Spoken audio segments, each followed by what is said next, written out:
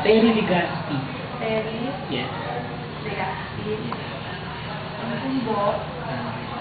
Sports editor. Okay. Yun po. What is the corporate? Tumbok is under Inquirer Publications Incorporated.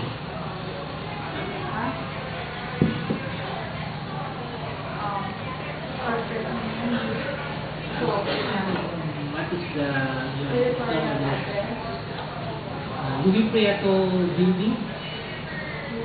Louis Prieto Building, Mascardo, corner. Pasok ka mo. Makati City.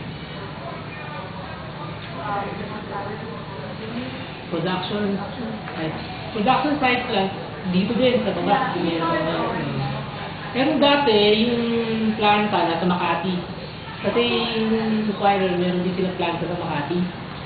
Ay, Makati. Sa Laguna pala. Laguna.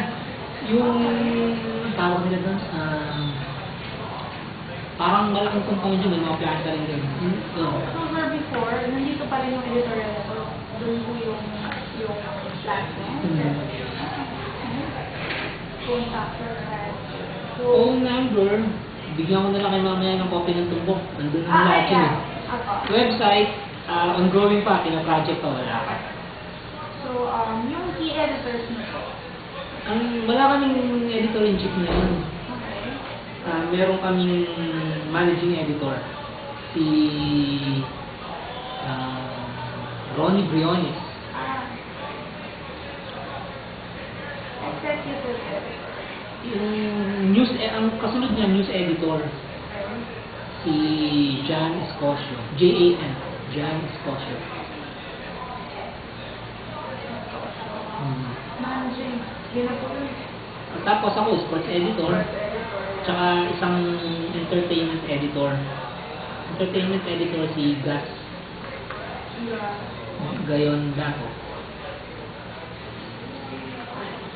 So, how is one different from the other? Okay.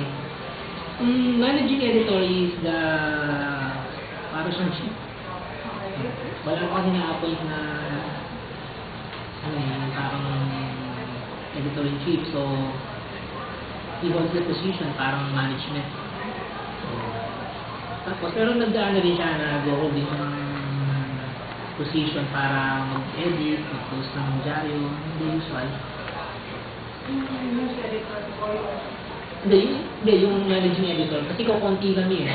Napakaliit na staff eh. So, lahat kami, maliban dun sa mga trabaho ng bilang editors, meron pa kami mga parang managerial job. Parang yung managing editor, siya yung parang tumatayo na managing editor ng grupo. So, siya yung representative ng management dun sa grupo. Aside dun sa pagiging editor niya. So, how many reporters do you have? I mean, all of them?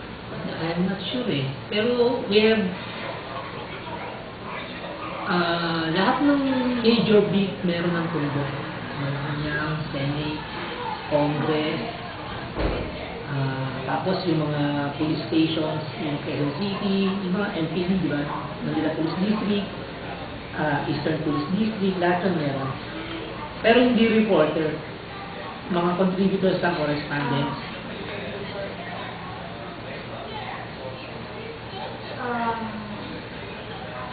Yung kung sa, like, since hindi reporters, correspondent, so, how many are, like, yung not employees or paid based on submissions or publishing? Lahat yun, paid on submission. Everyone paid on submission.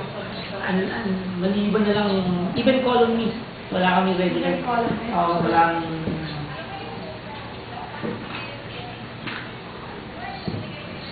So, that's a question. So, kamusta rin yung point? history of the newspaper, this was launched about 9 years ago. Ang first owner ay Mago Away. Oh, gawin Magkakapatid dati ang Tumbok, Bandera at Manila Times. Pero yung tumbok, lumabas siya after na na-ibenta na ng mga Gokongwei, yung Manila Times kay Martinez. Marami naman i-release ko rin. Anong era. Afterwards, the Gokongwei family decided na mag-focus na sila sa mga magazines nila, yung mga HM, mga so, binitawan nila yung tumbok bandera, bibili naman nila ng Inquirer. They set up a company called Inquirer Publications Incorporated. Ang nasa ilalim nito, tumbok, bandera, saka yung Cebu Daily News. Cebu Daily News. Cebu Daily News, siyempre, basic city. Okay, tapos, ano po yung key events in the publication? Well, Tumbok is the first newspaper to focus on gaming. Oh. Kasi di ba yung ibang newspaper, ang focus nila ay entertainment, at least kung tabloid, pag-usapan ko. Kaya naman, ang focus ay politics, police.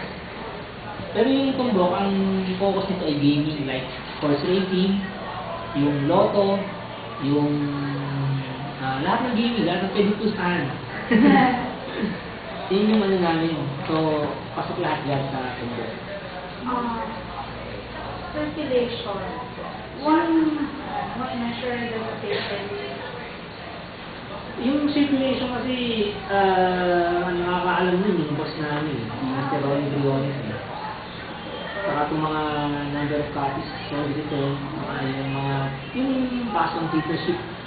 Medyo ano kasi ito, confidential eh. Okay. Pero right now, based on Nielsen, yung AC Nielsen survey, nasa top 6 ang Tumbok.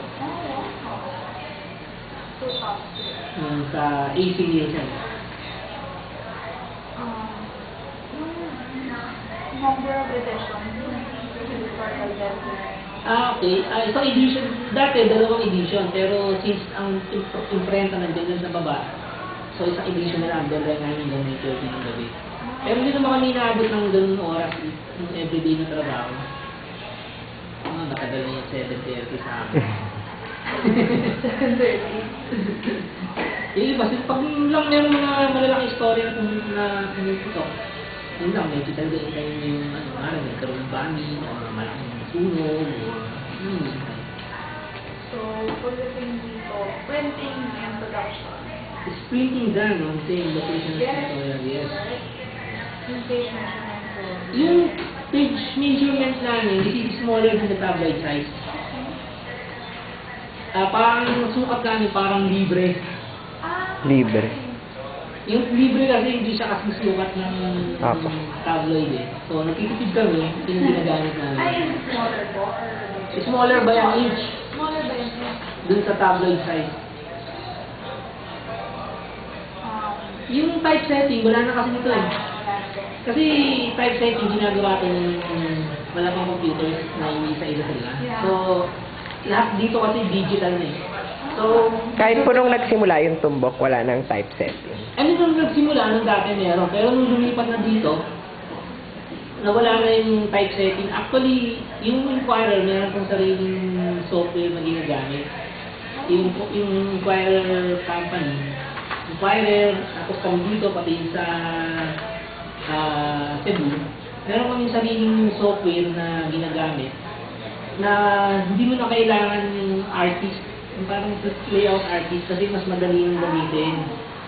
So, you do your layouting po? Yeah. Ano software na? Dito sa amin, trabaho ang alipin kasi we do the editing, we do the proofreading, then we do the layouting. Lahat. So, ano lahat yan?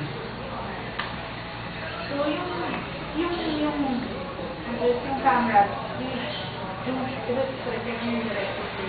Direct to place na rin. Lahat digital na eh. Pagka na-prove na yung dito, meron din software for that eh.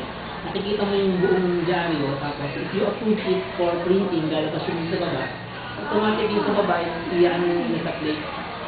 I-print mo nila. So, wala, camera is reading, wala na. What time does printing start? Usually mga 9. So, 9:30 tapos na yan. Kasi sa tuloy ng mga ano dito. Tuloy kasi dito. So, mga 5,000 copies per 10 minutes. Wow, 5,000 copies. Per 10 minutes. Ganun katulad yung mga ano dito. Tapos yung ano po, advertising rate. Wala akong idea din sa advertising rate. Pero nandun kasi yung advertising, mamaya puntahan natin kung baka makakuha tayo ng advertising rate doon. So, yun. Thank you. Punta tayo sa advertising mga tao.